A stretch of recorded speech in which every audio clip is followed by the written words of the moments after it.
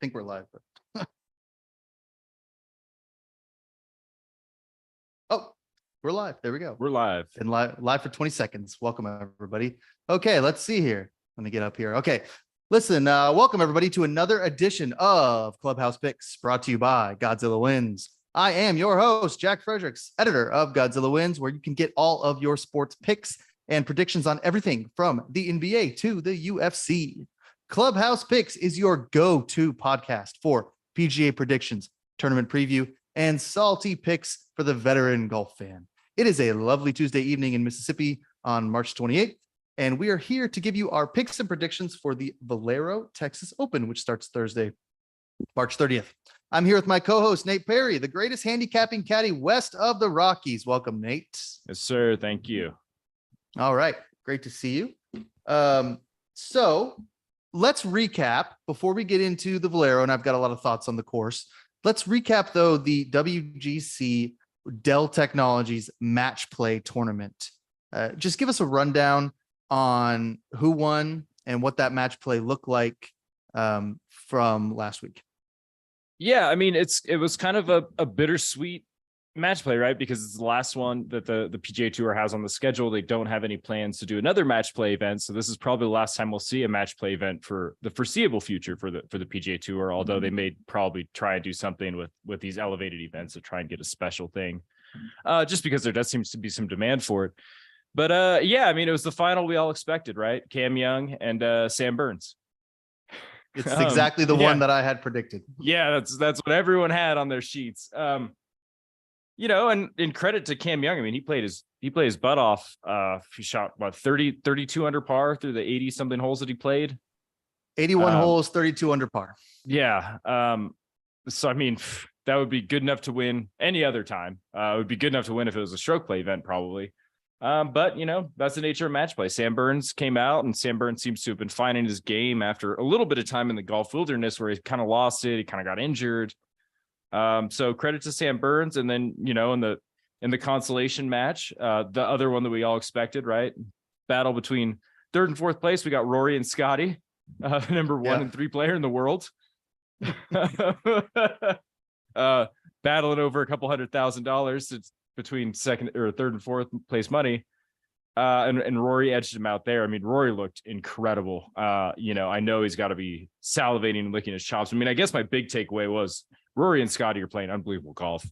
And Rory has to be thinking really, really, really hard about completing the career Grand Slam at Augusta next week. You know, I mean, it can't be something that's escaping him.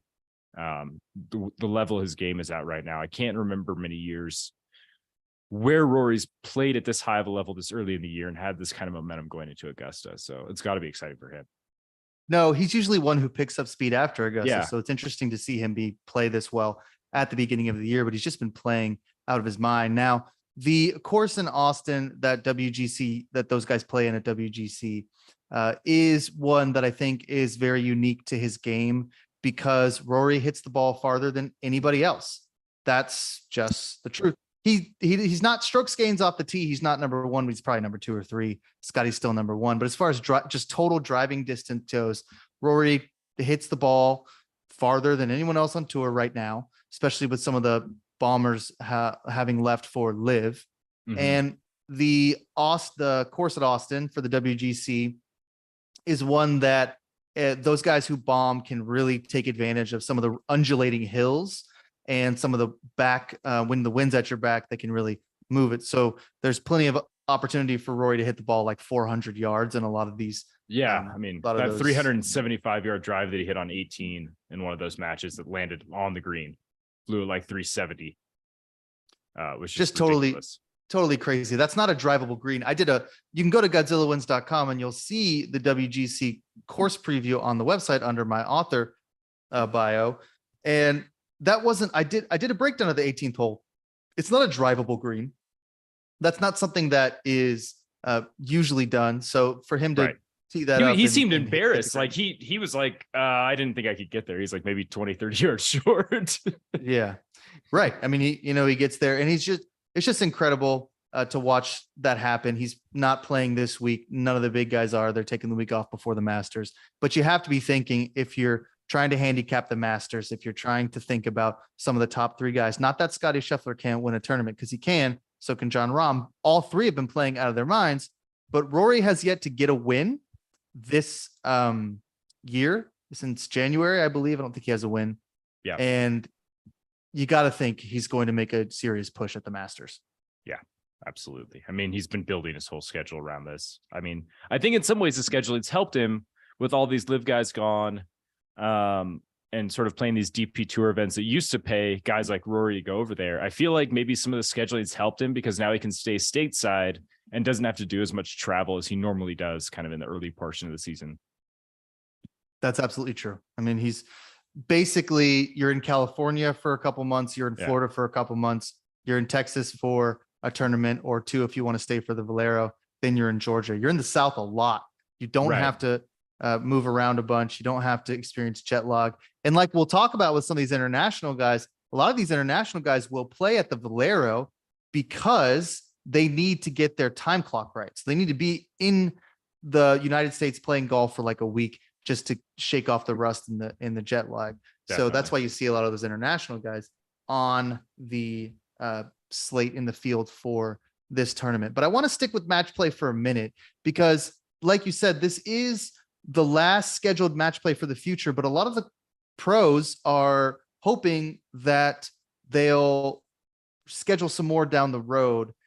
Nate, as a fan and as a golfer, how do you feel? Do you want to see more match play, or is this something that should really be phased out? I would like to see at least one tournament with it. I like the team event that they do at the Zurich in New Orleans, where the guys team up and they do kind of a combination of alternate shot and best ball. I like that format. And I think that another match play event would go well. I think there's a demand for it. It's kind of a weird TV product. I don't know if it's an awesome TV product, but as a fan, I enjoy watching it for sure.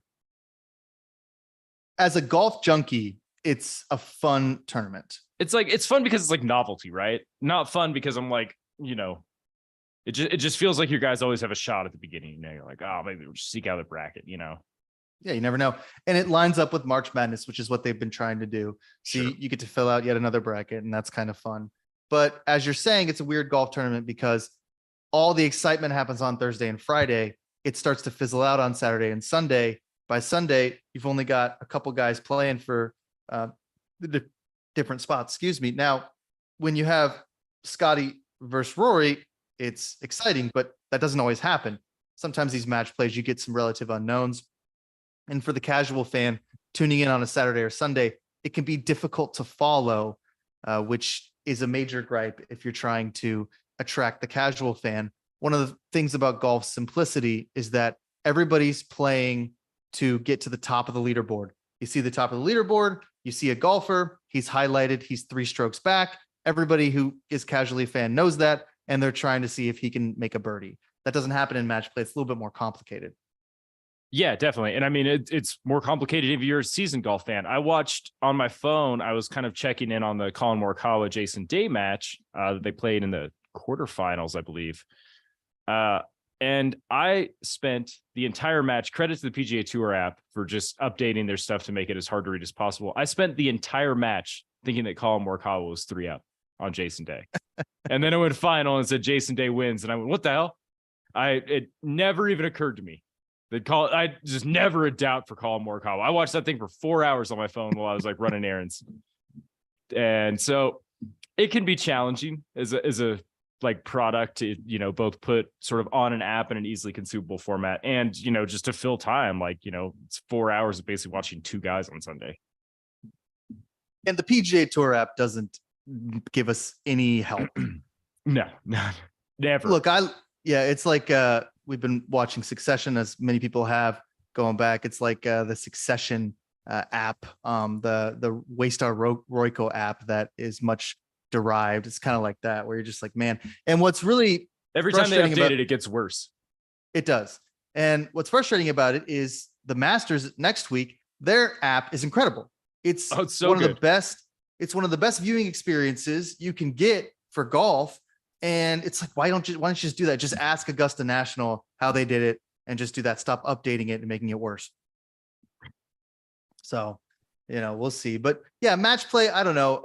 The pros like it. They like to play. Yeah. It's fun for them. I think Rory called it the purest form of golf. I understand why. That's because when you go out on the course with a buddy, you basically playing against your buddy if you guys are kind of in the same handicap, I suppose. Sure. If me and you go play, we're not playing against each other. You're playing against nobody, and I'm asking you how to hit the ball straight. So that wouldn't be that's not the purest form of golf, I suppose. But I like it. I think once a year is fine. But the thing with Live is, to kind of circle back on some of the more novelty stuff. One of the reasons I don't like Live is I don't always know what's going on. The shotgun format, the teams, who's in the lead. It can be pretty frustrating, especially if you're watching on the CW where they don't give you any help. And if on my TV, it's all blurry. I don't think that's true for everybody. Right. But And it's not like formatted correctly. Yeah. Yeah. On my, I watch the CW, I turn and I don't necessarily want to support Live for its connection with the Saudi government, but if it's golf, I'm going to watch it. I love watching those guys play. And yet it's just annoying. I mean, I don't know what's going on. They're all wearing the different colors and they're all playing at the same time. And it's not necessarily exciting. And then someone wins in the middle of it and you have no idea what's going on. Yeah. Some guy taps in for par on the 8th hole and it's like, oh, champion. And then you wait 5 minutes to see if anyone else finishes up their hole and birdies. It's annoying. It's a golfer's league, I guess. I think it just removes some of the drama because you're not just sitting there waiting and watching these guys all play the last hole. It's just sort of everything's happening all at once and then it's over. I don't know. A Greg Norman idea that I'm not sure has profited much in terms of entertainment, though it might soon. Another Greg Norman idea is the AT&T Oaks course at TPC San Antonio. That is where the Valero Texas Open has played since 2010, 13 years in a row. The COVID year was skipped. So this is a relatively new course designed by Greg Norman and Sergio Garcia, who was brought on as a consultant. You can go to GodzillaWins.com right now and read my course preview. Nate's picks of the field will be up a little later. We kind of split that up. I do the course preview. Nate does the picks. So you can go and read all about TPC San Antonio, but we'll tell you a little bit about TPC San Antonio here too. And Nate, I'll give a little breakdown. Then you can tell us kind of your perspective on the course here. Yeah, definitely. So the course designed by Greg Norman and Serge, it's pretty standard as far as courses go. 10 par 4s, 4 par 5s, 4 par 3s. 16 is a par 3, 17 is a par 4, and I believe 18 is a par 5. That's fairly standard too. Sometimes 18 and 17 are switched, but you usually get a par 3 at 16. Top 10 in the longest courses, which a lot of golf touts, I guess, golf analysts don't put much stock in that, but we're going to talk about why that might be important. Ranks in the least penal for rough around the green and the fairways. So it's not a difficult course for tour members. Mm-hmm. There are oak trees that line the fairway on both sides. So the fairways are fairly narrow. The bunkers are quote unquote deep, but again, it's not very penal. So you don't land in the bunkers very often. 16 is a par 3 that has a bunker in the middle of the green. It's kind of like, if you've never seen it, there's the bunker in the middle, and then there's the green on both the left and right side, kind of coming down a hill. And then there's the hole and the actual green. So it's it's on the green, but I wouldn't exactly say it's not the middle of the green. It's not like there's a green and then there's sand. There's right. So yeah, grass is Bermuda usually, but for the course, it ends up being, I don't have this in front of me, but I believe it's rye grass. And they overseed with rye. That's right. And Poa trivialis on the greens, I believe. So that's your grass, but you're going to get some Bermuda. You're going to get some just Texas grass in there as well. You're going to be in the oak trees at times if you can't keep the drive straight. There's only water on 2 holes, so you don't have to really reckon with water. It's not like a course that you're really too scared of any water hazards. There's a little bit of a creek that runs in front of the 18, which the PGA Tour is like, oh, this could be dangerous. But if you look at it, you're like, no, this is not dangerous. This is dangerous for like me, like it definitely, I'm thinking about it, but I just don't think Ricky Fowler's going to have much trouble on the 18th. And then the last thing is the course can play. Oh, there goes the dog. She's excited about the Valero as well. The last thing about this is the weather can kind of determine some things. So if it's been raining a lot, the greens will play slower. It hasn't been raining. It's been very hot in San Antonio. The greens and fairways should play fast. And the wind could be a factor. It's been a factor in the past. Nate, why might the wind not be a factor today? Well, I mean, we were kind of talking about this earlier today before we did the show. Like San Antonio's never really been a place that I think of as like windy, right? I'm from Corpus Christi, Texas, which is a little bit southeast of San Antonio, and it's coastal and it's windy there. It's 20 miles per hour just every day. You could just count on it being 20 miles per hour, sometimes 30.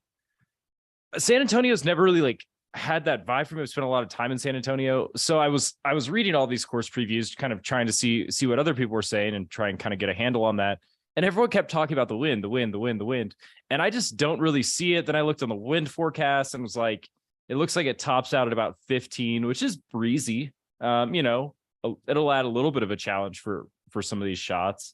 But by the end of the weekend, it's like single digits. So wind isn't particularly factoring a ton into my sort of analysis of this. I'd read a lot of guys that are sort of like trying to factor in like pretty heavily, like, how guys play in windy conditions, but it's not a huge sort of consideration for me, I guess. Yeah. So it's not a huge consideration for me either. It was windy last year. And so now Right. Everybody's like, the wind is going to be important, but that was last year. That's not every year. Some of these courses, especially in Florida, in South Florida, we've talked about this before in the podcast. Those are windy courses, and the wind is important, and you have to be a good ball striker in order to play those courses well. It was windy in San Antonio last year. It's not, the forecast says it's not going to be windy. I'd rather look at guys who like to play in the heat because it's going to be hot. It's going to be hot. Yeah, it's going to be in the low 90s. I live in Mississippi, and it's starting to get hot, and I was outside playing golf on Friday, and I felt it. And I was outside the other day on the weekend doing some stuff, and I really felt it. And it was probably up there in the 80s, 90s. These guys are playing in pants, and it's going to be the first time that it's been real hot for a lot of them. I'm more interested in the heat and the way that the greens play because of the dry conditions, not so much the wind. But we're on an island, Nate, because everybody's been talking about, oh, the wind is going to be a factor. And so these guys are just going to drive it into the oak trees all day long. I just don't see it.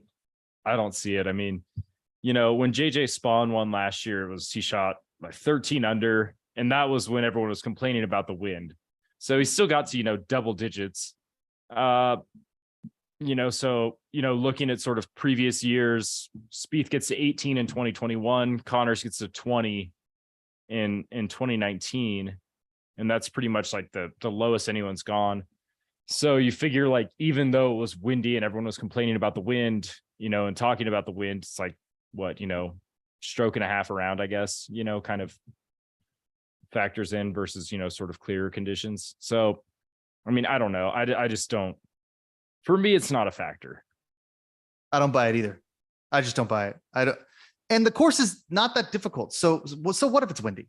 Right. It's not like they it's get going to to 13 under when it's really blowing. Like it's not that. It's pretty much a defenseless course. I think they just say like the only defense is wind. So like pray for wind or whatever. Yeah, I mean that's the thing. Otherwise, these guys are shooting 25 under because it's an easy course because it was designed by golfers who were like, oh, let's just make this easy on us. Yeah, right. They designed it to be like, Greg Norman got Sergio's help to design it, I think, to try and make it appealing as a sort of like tune-up for Augusta. But I don't see any real, like, I mean, it's a golf course, but like, I don't think that it's necessarily like an awesome tune-up like for Augusta. I think the better tune-up was when they used to play the week before the Masters in Memphis. I think that was a better Yeah, course. the St. Jude. Yeah, they used to play that before the Masters, and that made more sense to me. Because that course had like really fast greens, but they also used to play the course in Houston right before the Yeah. Masters. Yeah. Valero is actually kind of, sometimes it flip flops because a lot of times it comes right after the Masters, but regardless, it doesn't get a ton of love because it's now Valero, like the Texas Open. It's the 101st Valero Texas Open or Texas Open. It's the it's since 1922.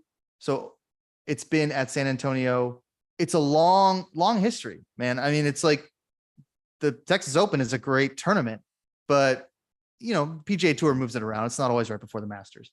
And Right. it is seen either. So we're about to take a break because I got to tell you about target trading. But what you're looking for in the field are either guys who, number one, they need an exemption in order to get to the Masters. So that's number one. Guys got to play it who don't qualify for the Masters yet. Number two, tune-up. So guys who do qualify for the Masters but want to play some golf. Mhm. Or three, guys who aren't going to play in the Masters and don't have maybe the greatest shot of gaining the exemption, but need to pay their bills. So there's always those guys. And of course, we love those guys. Those are the guys who can help us pay our bills sometimes. Yeah, absolutely. So we'll get into that here in a minute. Before we do, though, Nate, we need to talk about Target Trading. TargetTrading.co is one of our fabulous sponsors here at Clubhouse Picks and Godzilla Wins. Nate, with all the fear out there about the economy and personal finances, many people are turning to trading the markets to help support themselves and their families. Listen, trading is risky. There's no doubt about that. Trading is not something that should be entered in lightly, and that's all the more reason to get the proper training and education. Target Trading Academy is considered the #1 futures trading education company in the industry. Over the last 15 years, the team has developed successful, respectable, repeatable trading strategies, and Target Trading Academy delivers these trading methods to you in a highly structured and effective learning environment. Do you want proof? Well, you got to check out the reviews, Nate, on Trustpilot and other places. These are 5-star reviews across the board. This is why people like Chris say Target Trading Academy is a step to a better financial freedom and quality of life. Whatever the reason you may want to learn and do futures trading, you won't be disappointed with choosing this academy. But don't just listen to the reviews online. Find out for yourself. You just got to go to www.targettradingacademy.com. Sign up for a free virtual campus tour. You can see Patrick and Co. in action. Find out firsthand whether they're the #1 trading education company in the game. That's Target Trading Academy. Go to targettrading.co. That's targettrading.co, or call 888-203-3731. That's 888-203-3731. Patrick Asselone is one of the regular contributors to our Godzilla Wins Saturday Pick Show with my father and America's Sheriff Clark. So you can catch us there on Saturdays at 9 and 10 a.m. And you can catch us on YouTube afterwards, after we go live on the radio. Patrick's really fantastic. We love partnering with him. Okay, so let's get to our picks. Talked a lot about the course, but I love talking golf courses. Not everybody does. I just do. You know, I mean, I don't know. That's what these guys are playing against. So whatever. Okay. So our strategy here, our format for our picks is called What's in Your Bag. We've got the driver. These are the top guys, the big dogs, the dudes who have short odds. We've got our irons. These are the most reliable dudes who float anywhere from 20-1 to 80-1, but dudes you reliably make the cut. We've got our wedges, which are the one dude who never wins, but you bet on him every week because at some point it's going to happen. That's your wedge right there. The putter, that's a guy who you bet and immediately regret, the bet and regret guy. Maybe he wins, but if he does, he's going to make you sweat. And what I'm calling now the hybrid, since I've been playing with the hybrid a little bit more. And this is a guy who, man, if you can really connect, yeah, he can make you rich. But a lot of times I'll hit that hybrid and it either goes 4 feet or 400 feet. So we'll talk about that a little bit later as well. I know Nate hits that hybrid a little better than I do, but you know, my clubs are kind of old, so whatever. Maybe it's the club. It's always the club, you know. It's probably the club. Yeah, it's definitely the club. It's not me. Okay, so Nate, let's talk driver here. I've got my guy. I don't know. There's only 2 guys who are less than 20-1. So if you want to go a little bit higher, that's fine. Who's your driver? Who are you pulling out as the big gun? I think my driver is if I had to pick sort of towards the top of the leaderboard, and I'm not really recommending anyone bet him, but like I think it's got to be Ricky, right? I mean, he's just been playing so good. He's played well at the Valero Texas Open before. He's got a couple top 20s there. And he has, basically 6 straight top 20s coming into this tournament. So the game looks super sharp. All those kind of weird hitches he had in his backswing look like smoothed out. The approach numbers have been phenomenal for Ricky, basically for the whole season, dating back basically like late last year. So I think that he's probably the guy. If I had to pick, I'm done with Tyrrell, right? I'm not picking Tyrrell. Siwoo Kim is just maddening to pick. Hideki's probably going to withdraw. So really, like Ricky's the only one that makes sense. I guess like for me, like at like the top of the board. I mean, maybe Corey Connors, who won here as a Monday qualifier a couple years back. But I think it has to be Ricky. I think it's fair to wonder how much a guy like Tyrrell Hatton is going to be like focusing on this. He's already in the Masters. That's probably on his mind. He's probably playing this just to kind of stay like kind of loose. And if he'd advanced out of the group stage and hadn't lost 3 matches in a row in sort of spectacular fashion, he might not be feeling the need to sort of go out at the Texas Open. But I think this is probably just on his schedule because he didn't play much golf last week en route to losing his 3 straight matches. So it was probably a little bit of a confidence boost for someone like Hatton, but not necessarily a guy that's just like going out there with intent to just, leave it all on the table going for a win. Whereas Ricky has to win. Ricky has to win to get into the Masters, and that's got to be on his mind. There's nothing worse for Tyrrell Hatton than sitting on the couch for a week. I'm absolutely sure that the last thing he needs to do is be sitting around thinking about golf. Like he's a guy, he's got to just get on a plane and go to the course and play golf. That's the only way he's successful. The more that guy thinks about golf, the worse it's got to be for him. He's an absolute head case. Unless, I mean, look, I don't know, Tyrrell. This could all be for show. This could just be his brand, but it doesn't seem like it. It seems like the guy is just deeply unhappy out there. Yeah. Yeah. And I mean, he plays well and then he just looks miserable. Like a beautiful shot. And he just like all his body language is like, oh my God. Yeah. And it's just like, he just shouldn't be good at golf. Like he's so gifted and he just doesn't like it. I'm sure he loves winning, but man, hard to do. He definitely, doesn't have a poker face there. So Tyrrell Hatton's your odds-on favorite on DraftKings. He's got the shortest price, which is a little interesting. Fowler 18-1. Then we get to the 20-1s. That's it. I picked Fowler as my driver too. I kind of figured we'd both do that. That has to be the motivation factor. Now he has been playing incredible golf, like total strokes gained 14th on tour. Terrific. Approach top 10, almost one stroke gain in approach. So 0.827. That's terrific. I mean, if you can do that on approach, and guys who win at this tournament often are successful on approach, not all the time. But if you go and you look, like I looked at some of the numbers on Data Golf, tee to green and approach, guys are +1 on strokes gained, +2 on tee to green, basically. So it stands to reason that approach is going to be important. Fowler's one of those guys. Around the green is where he kind of struggles. 104th. Fairway proximity, which is something I'm looking at because I really want guys who can hit it into the fairway. He's 115th. Bogey avoidance, which I always look at. He's 31st. But yeah, Nate, I mean, tied for 13th of the players, tied for 31st at API, tied for 20th at Genesis, tied for 10th at Waste Management, 11th at the Farmers, 54th at American. So 1, 2, 3, 4, 5 top 20s this year already. Yeah, and he hasn't missed a cut since October of last year. So I mean, he's been locked in. Yeah, he has. And what bums me out is that he has to win this tournament to get into the Masters, because if he does win the tournament, his odds are going to be like, I don't know, 28-1, maybe lower. But if he was already in, first of all, he wouldn't be playing. But if he was already in the Masters, oh man, his odds would be at like 65-1, and I'd be taking him. The Fowler range. He's the Fowler line, baby. 6 plus 650, 6,500. plus 6,500, 65 to 1. That's about where he is always. Seems like, doesn't matter how he plays. But if he wins, his odds are going to shoot up. They always do right before a big tournament like that. So, we'll see. And he has played well. He missed the cut in 2020, but he's got 2 tied for 17th in 2021 and 2019. This is a tough course to look at when it comes to like the history of these guys, because they don't always play it.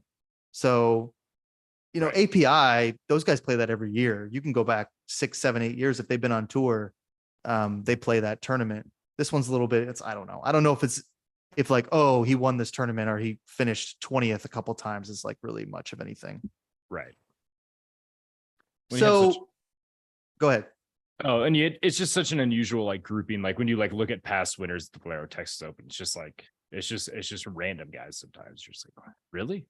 I don't remember that. So yeah, I mean, there's no like one type of player. And yeah, even if they do play well, the only guy that pops up over and over again is Charlie Hoffman, and he's not really someone I'm like in a rush to bet this year. No, he's not playing well. If he was playing well, yes. Kuchar pops up around the top 5 finishes a lot too, but Kuchar isn't playing like he was 5 years ago. So I don't trust those numbers either.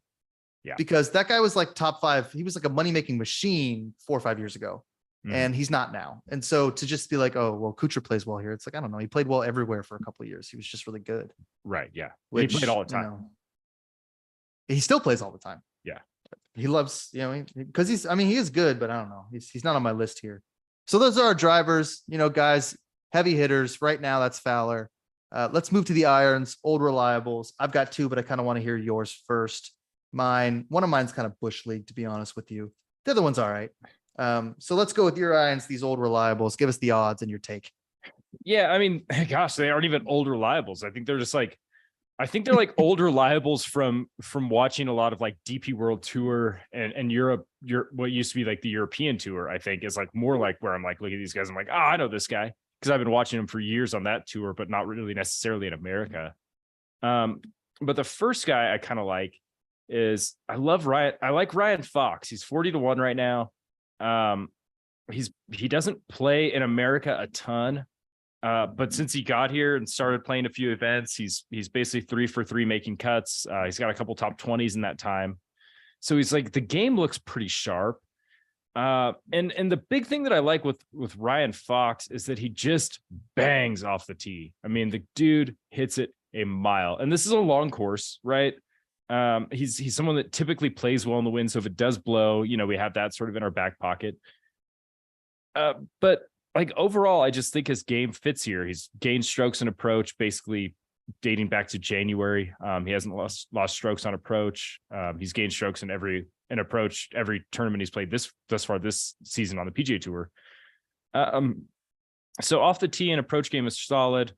He's always been a bad putter, but that's not necessarily something that is like a deal breaker somewhere like Valero, I guess. Like Corey Connors is a bad putter, and Corey Connors won here. Yeah, a lot of bad putters have won here. Yeah, like Andrew Landry's like never been like a guy that people are like, oh, great putter. He's won here. Adam Scott's got to win on this course. So it's possible to win here by basically just ball striking your way around and being sort of mediocre on the greens. It's pretty typical for sort of what I've seen here. And this course accommodates, a lot of different type of styles, a lot of different types of guys can play well here. But the putting stuff doesn't scare me off too much. So Ryan Fox is sort of the first guy that caught my eye. I've always loved watching him play. Super fun player to watch, particularly like with the driver in his hands. So he's sort of the first guy. It's like an iron guy, but I think kind of an iron guy, but he's a bomber too. Mm-hmm. Listen, my dog's going nuts. She must be a Ryan Fox fan as well. I'm gonna go try to put her up because she's I don't know if the mic's picking it up, but she's making me mad. Okay, well that's good. But while I do that very quickly, why don't you tell us why you like some of these guys who bomb off the tee? Because that's not something anyone is paying attention to. So you do that real quick, and I'll take care of the old dog here. Yeah, I mean, so my thing with guys that drive it long is in the sort of distance revolution that we're having in the PGA Tour. And it's something that everyone's been talking about for quite a while, Right. Especially since the USGA is sort of announcing sort of potential rollbacks on the golf ball for high level amateur competition and also particularly for the professionals. Distance is becoming a really polarizing thing. And it's a really polarizing thing because it just dramatically alters the way these golf courses play, and it makes it dramatically easier to play these golf courses if you can just bang it off the tee.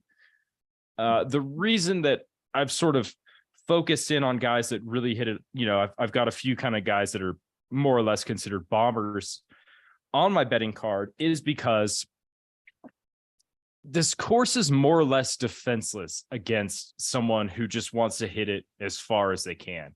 Yeah, there's some oak trees, sure, but the rough is usually pretty short. They do that.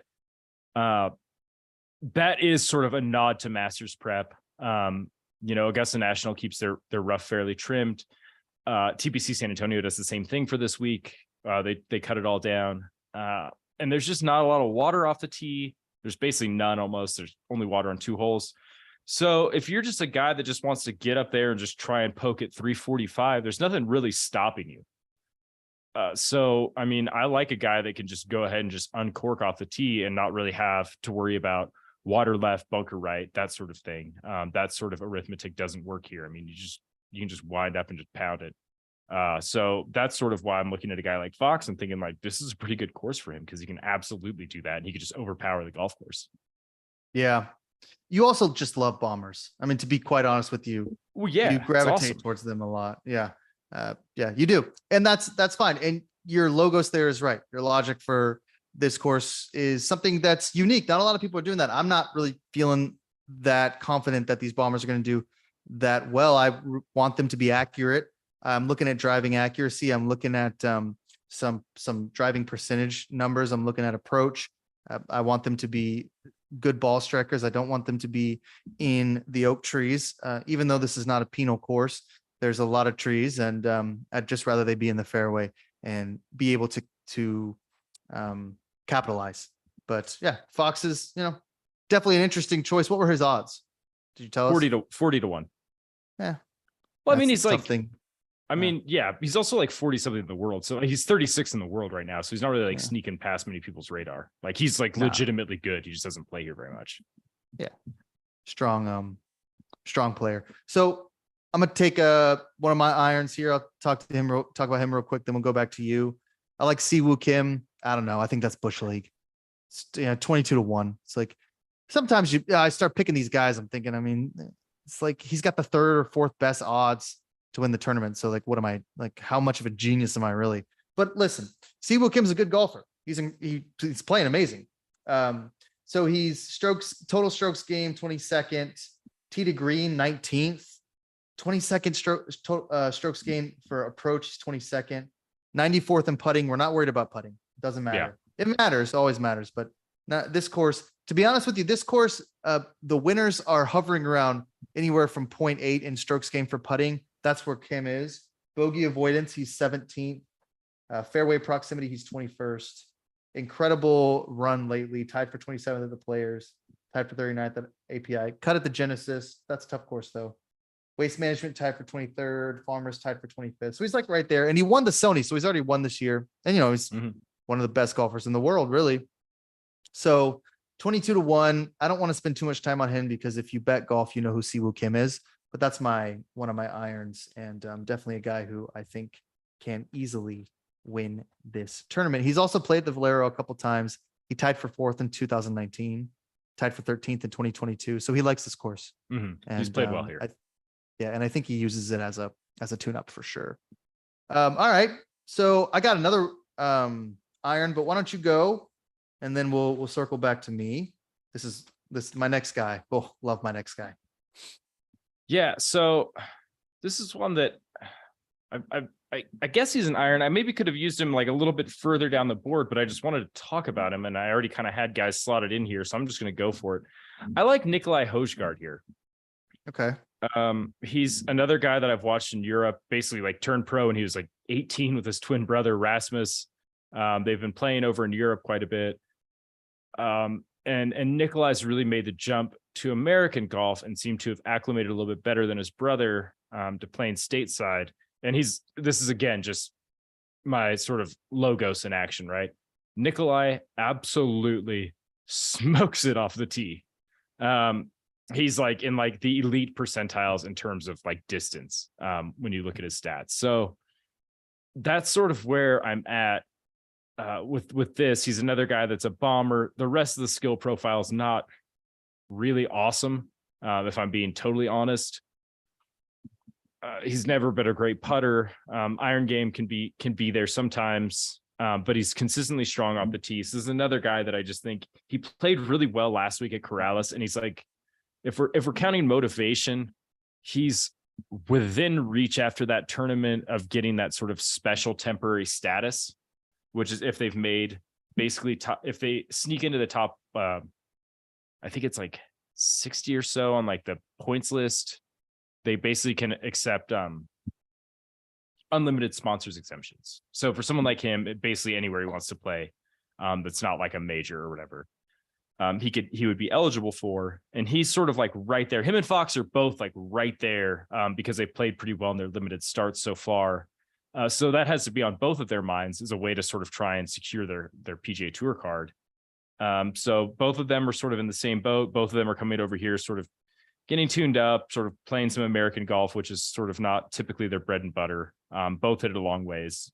Hojgaard is just a little bit longer odds. So if you want a little bit juicier odds, but not much. I mean, nobody's sleeping on this guy. He's 50-1. He's plus 5,000. So, these are guys that are reliable. They're guys that I think have like a legitimate chance to win. I think that Nikolai probably learned a lot last week when he was sort of flirting with the lead. He was actually leading at one point, slept on a lead. So, it's a good springboard for him. Last week wasn't a particularly challenging course. I think that the Punta Cana, something like the Corrales golf tournament, is probably not a bad sort of like course comparison as far as course comparisons go, just because neither of them are particularly challenging. They're both sort of just grip it and rip it style golf courses. So that's sort of where my mind is at, is those two Euro guys in particular. You're not the first person to suggest that the Punta Cana at Corrales is a good comp for this tournament and this course. A couple other guys have said the same thing. Pretty easy. Yeah. Pretty much anybody I was looking at who missed the cut at Punta Cana, I just immediately threw out. If you're struggling on that course with a weaker field, not a weak field, but a weaker field right now, if that's where your game is, I don't want any part of you. But if you finish in the top 10, top 20 in Punta Cana, I'm going to give you a look. I like guys who played through the weekend there because that match play stuff is so weird. It's different golf. So I didn't even put that on my board as, oh, this guy did this guy. I mean, it's a whole different tournament. It's not comparable, but there aren't a lot of good comps for this. So you can't really go around and say, oh, this course, this tournament or this tournament. Punta Cana is one that can be a good little prime example. So, so going with some Europeans, I'm going to stick with Europeans. I've got my man from Wolverhampton. I don't know. I know there's a Premier League. It's just Wolverhampton. I know those guys have Wolves. Yeah, that's right. Yeah, go Wolves. Wolverhampton. This is my boy Aaron Rye. I think I took him about 2 weeks ago at way longer odds. He's 55-1 here, plus 5,500, and that's because he's been playing pretty well. And this is a guy who I think really could be in the conversation for this tournament based on, what I'm looking at now. I'm looking at a couple things. So it's not just approach. I also like driving accuracy, and I like, distance from the edge of the fairway, which is kind of a bomber statistic a little bit, and consecutive fairways hit, some of that stuff. So he's a fairway guy. Off the tee, his strokes gained are 42nd, approach 71st, which is like, it's fine. 0.237 is not really going to raise any eyebrows, but he's not losing strokes off the tee or in the approach. And some of these other guys, you get down past 100-1 and they start losing strokes gained in lots of different areas. So you have to really try to make your case. He's fifth in driving accuracy percentage. Yeah, that could be a misleading stat because it depends how many times they've hit it off the drive.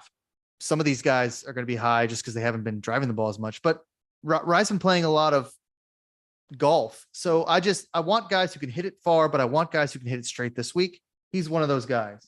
consecutive fairways hit, 16th. So he's 32nd on that. So he's hitting the fairways as well. Right now, his game's really kind of trending in the right direction. Played well at the Players, tied for 19th. I think I had him at the Players, and that's where I was all proud, touting my tied for 19th there. API tied for 53rd. Genesis tied for 29th. Right around the 40s, 50s range the whole time. He's played Valero once that I could see, tied for 29th there. So hasn't played a ton, doesn't play in Texas all the time. But, I don't know. I like Riot 55-1. That's another guy who, to me, is like pretty reliable right now. I don't know if that's always going to be the case, but I really like his. He's always been reliable in Europe. I mean, he's always been a great ball striker on the DP World Tour. So, I mean, it makes sense if you're targeting ball strike guys. I mean, he's definitely an under the radar, like known as like a really solid iron player. Yeah. And the approach game reflects that kind of, but the driving accuracy, the ball striking is really there. And that's what I want. I mean, I'm being kind of lame because like you could Google this tournament and you're going to see a lot of guys are good ball strikers, but I just think like a lot of the golf analysts are going to say, I like the guys who are good ball strikers. That's what I mean. But I don't know. I think that even though it's not going to be windy, I just think the course requires that you really take advantage of a straight drive and then get to the green quickly and then putt, and avoid those bogeys, which of course, bogey avoidance is just something that I think you can always look at. If they suck at like avoiding bogeys, then they're not going to win a tournament because that's required on Sunday at least 4 times. So, right. I just throw those guys out immediately. But yeah, Rye. Look, I love Aaron Rye. I don't know why. I like watching him play. So I got him at 55-1. And I think he's got a good shot there. You got any more? You got any more irons? You want to move to the wedges? If I'm just sort of looking at it, I don't hate, and the reason that I was kind of like reluctant to bring it up, but I guess I will just really quickly. Matt Wallace, maybe. I mean, he won at Corrales last week. So, I mean, it's kind of a big ask to be like, oh, can you do 2 in a row? Win 2 in a row. He's on a lot of people's radar, though. A lot of people. He is on a lot of people's radar.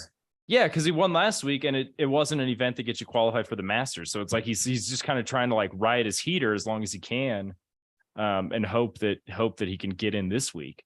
So he's another guy that's probably got Augusta on his mind, because he's not qualified. So. I mean, I think you could do worse than looking at Matt Wallace, to be honest. But, I mean, gosh, 2 wins in a row. I mean, he's like plus 850 for a top 5 and plus 400 for a top 10. That might be the route I'd explore more than like his 40-1 odds for a guy that's, probably celebrating his first PGA Tour win. I mean, he's won on the DP World Tour a few times, but not on the PGA Tour. So, big difference. Any love to your boy, Alex Noren? I thought about it. My boy, Alex Noren. You love Alex Noren. I do. I just don't know if the ball strike numbers are there for him. Yeah, I mean, he's a good iron player.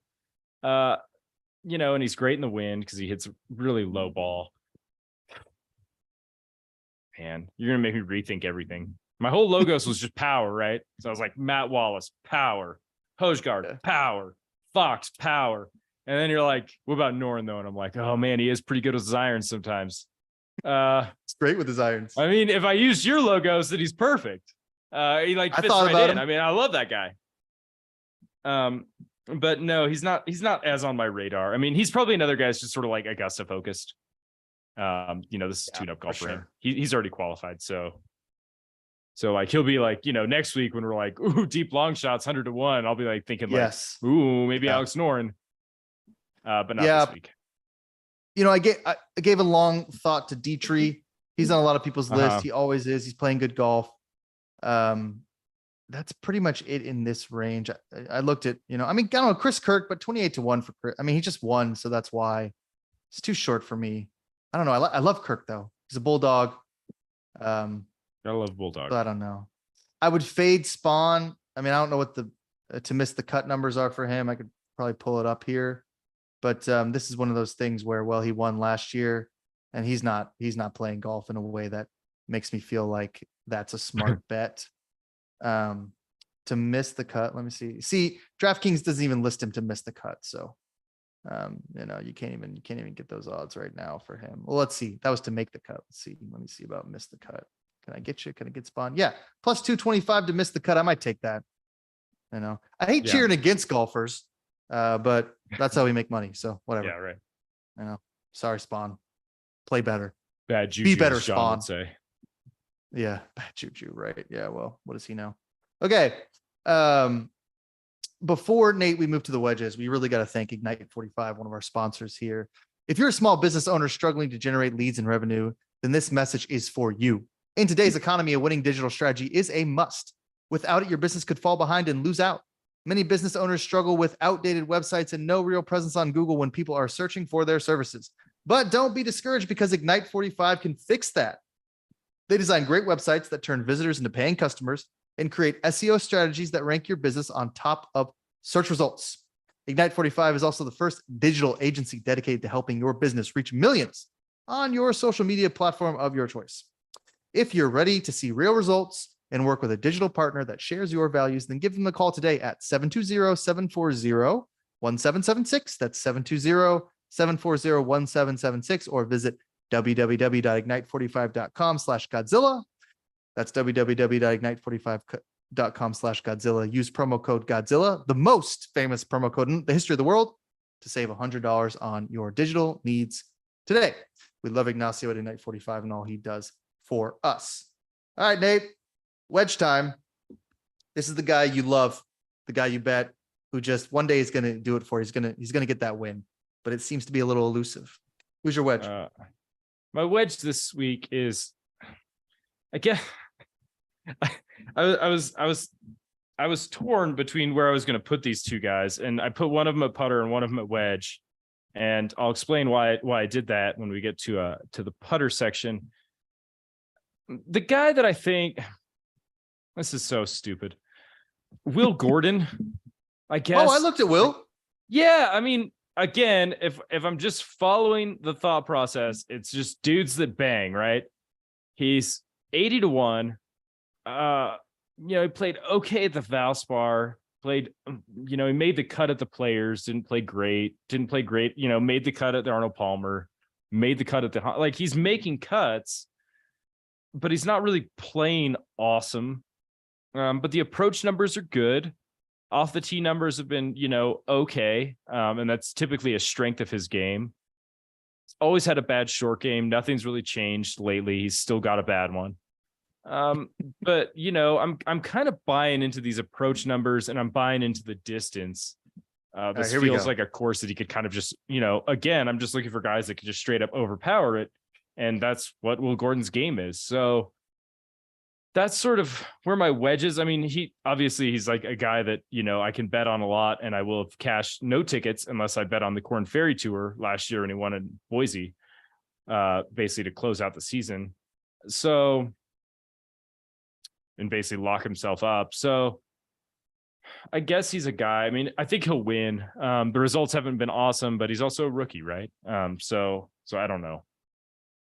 But those young guys, not named Sahith Theegala, these rookies on the tour, you just bet them till it pops, and maybe you take them at top 20 at a major where their odds are crazy, but you just keep betting them because at some point they're going to do it if you believe in them. Yeah, I mean, that's where I was at with Davis Riley for a long time, and then he never won. And now his odds stink because everyone thinks it, because now everyone's thinking it, and they're like, oh, now he's 25-1 to win this stupid tournament. Pissed me off.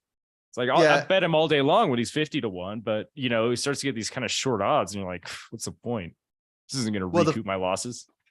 Yeah, and when you get to these guys with these long odds too, like you said earlier, you have to kind of talk yourself into some of these numbers because, one thing I'll look at a lot.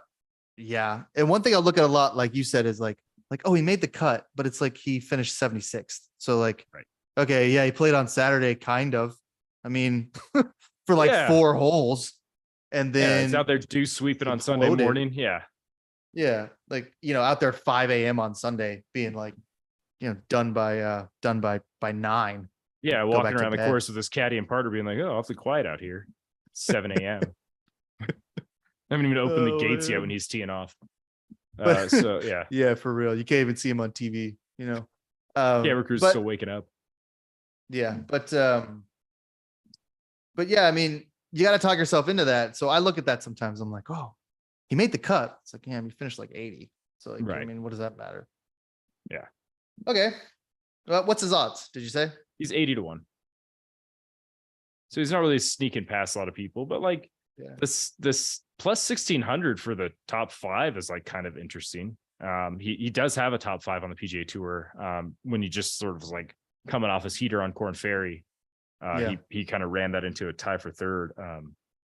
On a course that's sort of like a resort type course. So I mean, if we're just saying like, oh, like resort courses, Bahamas courses, Mexico courses, whatever, then he's a guy that, if that's sort of your angle, he definitely falls into that. His best finish has been on one of those types of courses. So I mean, I usually sprinkle 1 or 2 guys on the top 20, top 10, just to have like a little bit of action in case every one of my picks totally implodes.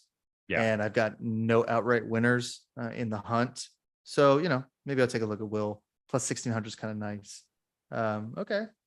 I'm going to go with, for my wedge, Sepp Straka, who people talked about a couple weeks ago because I think he won at Valspar a couple times. Was it Valspar? No, it was, where did he win? He won the Honda. That's right. He won the Honda. Yeah. So, okay. It's not going to be windy, we don't think, but if you like guys who play in the wind, the Honda is a windy course, punishing course, difficult course. He's European, so we like the European guys this week. Sepp, total strokes gained right now is 59th. Can't give you anything else strokes gained that I like. Around the green, 166. Off the tee, 157. Those are negative numbers. 94 tee to green. So, he's breaking even basically tee to green. Yeah. And historically, he's been known as sort of like a good iron player. Typically, when he has his most success, he's good with the irons. So you're hoping that he just sort of finds some juju after a couple sort of pretty lackluster iron performances, basically since the Honda. He hasn't been awesome really in any aspect of his game. No, he hasn't. He was cut at the API. He made the cut at the Players, which is nothing to sneeze at. That's a major. Right. But again, tied for 65th. So it's not like he crushed it there. Genesis tied for 45th. Driving accuracy, 39th. So I like that. 63% driving accuracy. Distance to the edge of the fairway, 24 feet. So 50th. I don't know. I mean, that's basically all I have on Sepp. Other than, so in 2019, he missed the cut at Valero. 2021, he's tied for 67th. Before that, he's playing on the Corn Ferry. But I think he's a guy at plus 1,000, so 100 to 1. Because he's usually a pretty good ball striker, and because the Honda. So this is my big thing with Sepp. I know he plays well at the Honda, but the Honda is a course like this, where a field like this, where like not a lot of guys play the Honda. So maybe he's just a guy who gets his game rolling when there's not a lot of competition.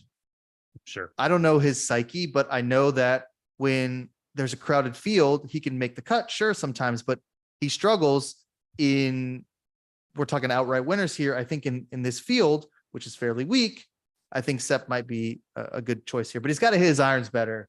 He's got to get that strokes gain for all that stuff up. I mean, total strokes gain's all right. He's okay putting the ball, I guess, but man, some of those other numbers are like a mess. When you're minus 0.235 on around the green, strokes gained around the green. Yeah. I mean, that's not good. That's not going to win you a tournament. Yeah. And I don't know how much the short game stuff, factors into this, to this week. I've heard a lot of guys saying, well, you're going to need to scramble well because, all these shaved areas around the greens or bunkers or whatever. But I don't know. I mean, at the end of the day, it's like, you probably need to scramble pretty well, but also it's not insanely challenging to get up and down either, because there's no trouble anywhere. There's no rough. So I don't, if they're just having to execute sort of basic chip shots, I'm not really sure that, around the green numbers are sort of super indicative. I mean, Spieth won here. Spieth has an amazing short game, but Corey Connors also won here, and Corey Connors sucks at around the greens. So I don't know, it can kind of just go either way. I don't know if it's necessarily a deal breaker. Yeah, I don't think so. I mean, I don't think scrambling's an issue here. Scrambling's an issue when there's hazards everywhere, not when you're just oh, I'm in the rough next to the hole and I need to chip it onto the green. These guys are professionals. Right. Like this is just, it's not a hard course. All right, let's move then to our putter. So the wedge, the wedge is that guy who every week you bet at some point it's going to happen. The putter is the guy you bet and you're immediately like, that was not smart. Who's your putter? So my putter, and he was almost my wedge. So I was like, God, I'm always betting on Bo Hostler, and he never wins. He's never won. But I have given so much money to the cause, trying to get that guy through to the winner's circle. And again, I'm on Bo Hostler. I'm like, Texas guy, is like from Malibu, but went to school in Texas or whatever. He lives in Texas now. Adopted Texan. He definitely doesn't look like he's from Malibu. Yeah, he's Mission Viejo. Sorry. So he's, a guy that I've bet on a lot. I was actually watched him at the Olympic Club when they played the U.S. Open there in 2012, and he led at one point during the second round. I actually saw him live, and I love Bo Hostler. But then I was like, all right, this is Bo's week. Bo show's coming to town. Texas guy, had all this stuff. I'm like, game looks like it's getting sharp. And then right before we're doing this show, I look on PGA Tour app, browsing around. Top article on the latest news: the Bo Show, former Longhorn Hostler building towards first tour win. And if that's not the kiss of death, I don't know what is. Yep. Yeah, he's done. I was just like, oh, yeah. I looked at, they posted this article 5 hours ago. I was like, I just throw this ticket away. Like, just forget it. So that's like the source of like my instant regret. Like, there's no way they're writing this like profile and then he's gonna be like, obviously he knows it's on the internet too. There's just like no way. Like, there's no way that he's like not thinking like, oh, maybe it is my time. And he's like 60-1. His like price is like not awesome for a guy that's never won. So that's my putter. That's the one that I rolled it out there on Monday, opened the app up 24 hours later, and I'm like, just forget it. Like, I can't do it. An article like that, he could be 45-1 by the time we hit Thursday. Oh, so, God, yeah. So, I mean, if you do want to bet him, I guess, like, go do it before everyone in the world reads a stupid article about how he found his mojo.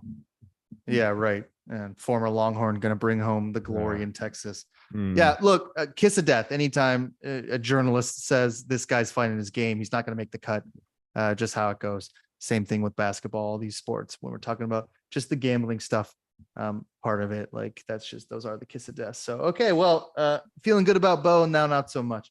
I've got one for you here that, I punched this ticket and now I'm thinking, maybe not, maybe a little impulsive. I can be a little impulsive, Nate. I could be a tad impulsive. This may have been one of those times. Hayden Buckley, all right, plus 13,000, the 130-1 there. So, okay, Hayden, I mean, all right, like stroke gain off the tee, man. He's fourth in strokes gained off the tee. So that's, I mean, top five. You got a guy in the top five and you get 130-1 and stroke gain off the tee. I mean, that's a big one. We're talking about being able to drive the ball well here. That's great. So around the green, we're not worried about that. He's 175th. Don't care. Throw it out. Tee to green, 56th, total 79th. So good. Driving accuracy. Love those driving numbers. 19th. Bogey avoidance. Tricky. 78. Not good. So I punched that ticket looking at all that stuff. And then I realized he hasn't made a cut since Waste Management. So I should have looked that up before, because you have to make cuts to win tournaments. He did finish second at the Sony. Yeah. So he's made two out of 8 cuts in 2023 with a second and a tie for 29th, and every other one he's been cut. Yeah. Yeah. So, and I mean, Waste Management was tough. That feels like a long time ago. I mean, that was a lifetime ago, dude. That was like Super Bowl weekend, man. Did Rom win that? We were different people. Scotty won. Scotty defended his title. Yeah. That was pre-podcast. I mean, that's how long it's been since he's played on Saturday. We were just football guys then. We were, now we're golf guys. We stay nimble. So I don't know, man. That was a bad one. But I got another bad one for you coming up here. So as soon as I tell you about Rosie's, we're going to talk about our hybrid. So Nate, Rosie's Gaming Emporium. Okay, listen, today's show, we love Rosie's. Today's show is brought to you by Rosie's Gaming Emporium. Rosie's has paid out over $475 million in jackpots so far this year. Incredible. I mean, you're in Virginia and you're not at Rosie's. I don't know what you're doing. February winners include Alex. Alex won 140 grand at Rosie's in Dumfries. It's a lot of money. Tabitha, 99 grand in Rosie's in Richmond. That's, I hear Rosie's in Richmond, loose slots. You can really hit big there. Douglas, Rosie's in Dumfries, 93 grand. Old Bobby, Robert, 46 grand at Roby's in Vinton. This is just incredible. Starting in March, new members play for free at Rosie's. Sign up for a free Rosie's rewards card and instantly receive $25 to $1,000 in free play. I can do a lot of damage with $25 in free play, Nate. I get on a roll there. All of a sudden that 25 becomes 750. Now I'm looking at some golfers, trying to turn that into some big money there. Maybe little futures on some baseball. You just never know at Rosie's. Learn more about this promotion, Rosie's rewards and jackpots at rosiesgaming.com. Got to go to rosiesgaming.com, Rosie's rewards and jackpot. Don't forget, Nate, horse racing starts July 13th at Colonial Downs in New Kent, Virginia. My dad, John Frederick's Godzilla Truth, is moving in July. He'll be there every day with the horses. That's his passion. He loves watching horse racing. He loves being around horses. So he'll be there at Rosie's. He's very excited about that. And we're excited to partner with Rosie's. We thank them for this incredible sponsorship. Okay, so we're almost done here. This is an exciting tournament. Been talking about this a lot. Now, listen, the hybrid. I'll just tell you a story. So I went out in the golf course on Friday at the course that I belong to, which is Bayou Bend in Mississippi. And I was out there trying to get a little bit better with some of my ball striking, to be quite honest with you. Really hitting the 4 and 5 iron pretty well, which for me is a triumph. Hybrid has been tricky my whole golf career. I just, I can't hit it, but I'm I telling the guy I was with, I can't hit this. And he was like, yeah, you can. It's not the club. It's you just suck. So if you got better, you would hit it. So just think about hitting it and then hit it and stop taking 100 practice swings because it's not going to help. So he was right. Yeah, he was right. And I stepped up on a par 5 and I smoked it onto the green. And then I 5-putted for a triple bogey or whatever, but that doesn't matter. So this used to be the 3-wood category, but I renamed it the hybrid because of my struggles with that club right now. This is just a guy who total wild card. All right. If he wins, we're all retiring, but very long odds. And I got one for you here who I fell in love with. And it hasn't been good, but here we go. Ryan Moore, 350 to 1. Oh, right? Okay. Ryan Moore, baby. Listen, I'm not going to go through all of Ryan Moore's statistics because what would be the point? The man's game speaks for itself. But I will give you 2 things that I've been looking at. Strokes gains on approach. He's 25th in the world in strokes gained approach. 0.577. So about a half a stroke gained every time he gets up to the approach. Driving accuracy, 7th. The man's pretty accurate off the tee. Fairway proximity, 25th. So he's right there in some of the numbers that I love, really right there. But some of these other numbers, let's not speak on them, Where's he at in distance? Oh, he's not known as a guy who I think hits the ball very far. But let's just, if we could just find those numbers, that would be, he's got to be outside the top 150. Yeah. I mean, listen, not everybody has to hit the ball far to win tournaments, Nate. But let me just here, I'll look it up here. Here's another problem with Ryan. He's 182nd strokes gained off the tee. He's 198th in driving distance. He can't hit 281 in 2023. That's how far he's hitting it. He's hitting it in 1980s numbers. He's 40. He would have been the longest player in the world 40 years ago. And since then, no. He's going into the twilight of his career, and he's been struggling. Okay, so cut at the Punta Cana, that's not good. Not good. Missed the cut at Valspar, Honda Waste Management. But hey, tied for 7th at Pebble Beach, man. I mean, if he can just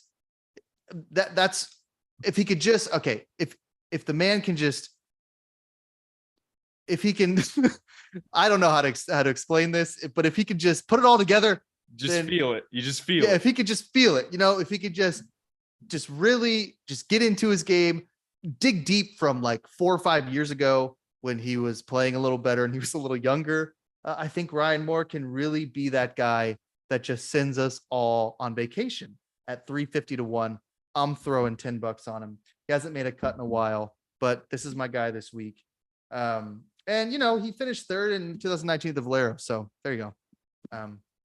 You don't always have to hit it hard here, although it does help considering this course is long. So Considering Ryan it's Moore, the top 10 longest courses in the they play on the schedule, yeah, you might need to hit more than 280. yeah, well, I wasn't going to bring those numbers up, but thank you for the full transparency there. Listen, these guys are long shots. Really all right? accurate. They're long shots. All right, they're long shots. I mean, that's what they are. So they're not going to be good in every category, or they'd be in the top 10. So okay, who's your hybrid? And I'll start poking holes in him. I'm going to start looking him up at the minute you say his name. Well, his friends call him Song Hyun Kim. The media calls him SH Kim. I'm part of the media, not his friend, so I'm going to call him SH Kim. Depending on where you bet him, he may be either one. DraftKings makes it simple on you and just calls him SH. Yeah, they do. Some places call him Song Hyun, some Song Young. There's a few different spellings. It's a whole thing. It can make it quite complicated to find him. But he's I feel like he's been on my card recently, like several times, and he's not been good. But I just can't quit him. There are like two things that I just love, right? When I just from an emotional standpoint, just like things that I just enjoy watching. And I love watching guys hit the long ball. We talked about that earlier. And I love guys that are good putters. And SH Kim happens to make his living almost exclusively with his putter. He does not do much else well. He's not great around the greens. But he's also 100 to 1. So that's sort of where I guess I'm at with my hybrid, so to speak. He actually gained some strokes. I mean, he hasn't played in a while. I mean, the last time he played was the Valspar. So he hasn't played in a couple weeks, and he actually gained strokes, which is unusual for him, on approach and off the tee and around the greens, and he lost strokes putting. So if we can just keep all those other numbers where they're at, and then we just go back to having a hot putter, I think we're like right there. He's made a lot of cuts this year. He hasn't had any real strong finishes since basically the fall. So that's my long shot, I guess. 100 to 1. SH Kim. He has made a lot of cuts. You got to love some of those numbers. He's a pretty good putter. 178th in greens and regulation. So when you say he's not great around the greens, that would be an understatement. He's not good at all around the greens. But he's not very accurate, but he hits it pretty far and he putts well. So whatever. Put it all together. That's what you're looking for. I mean, that's what you want this week. So that's what you're gonna get. Okay, so yeah, SH Kim. The media does call him SH Kim. He can be very difficult to find. And then sometimes DraftKings, it can be a little culturally insensitive because they mix up some of these Asian players quite constantly. It can be kind of annoying to see like, hey, like Tom Kim and SH Kim are like two different people. So, maybe we should. William Hill had 2 slots for Tom Kim. They were messing him up. He was 25 to 1, and then you scroll down further and they have Tom Kim 45 to 1. And I'm sure there's only one Tom Kim playing in the Masters. I'm certain there's not 2. I don't know what they're doing. Did you just take both just to see what happened? I mean, I thought about it. I guess I still could. I don't know if it's still up. I haven't looked today, but I thought about it yesterday. Just be like, just throw like the smallest bet on both and just see how quickly they've waited. Yeah, or like how one turns into Sung J M. Yeah, and then Siwoo Kim wins, and they're like, "Congratulations, you're rich." Yeah. Oh man, like who knows? I mean, these guys are. Look, I couldn't imagine being the guy who goes through and sets these odds every week for all of these golf tournaments, Live, Corn Ferry, DP, PGA. It's like 700 golfers. champions. Yeah. I mean, it's like, the senior tour, it's like 700,000 golfers, and someone's got to do that. Now I know that there's like AI that does that, but even still, I mean, someone's got to actually set the odds. So it's, man, I don't envy them, but they do need to get better with their cultural sensitivity there, because these guys are different people. And we need to be able to gamble on the correct person. So try not to screw it up, William Hill. Okay. Well, that is quite a show for a tournament that doesn't have a lot of the top golfers in it, but we love golf, Nate. Next and week that's will why be we do different. this. Different story next week. We are locked in next week for the Masters here. I mean, that's going to be such an incredible. We're so excited about that. We could have just done 2 shows about that. We could have done Masters this week, Masters next week.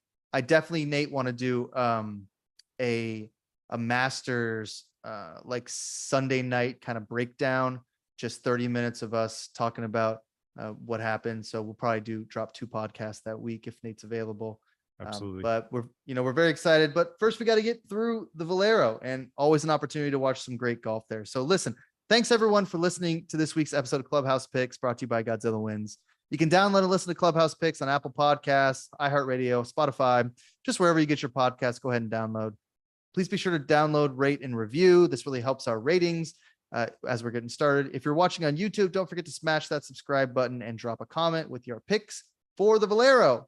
And we will see you next week for the second major, the first official major, the Masters Championship. Happy golfing.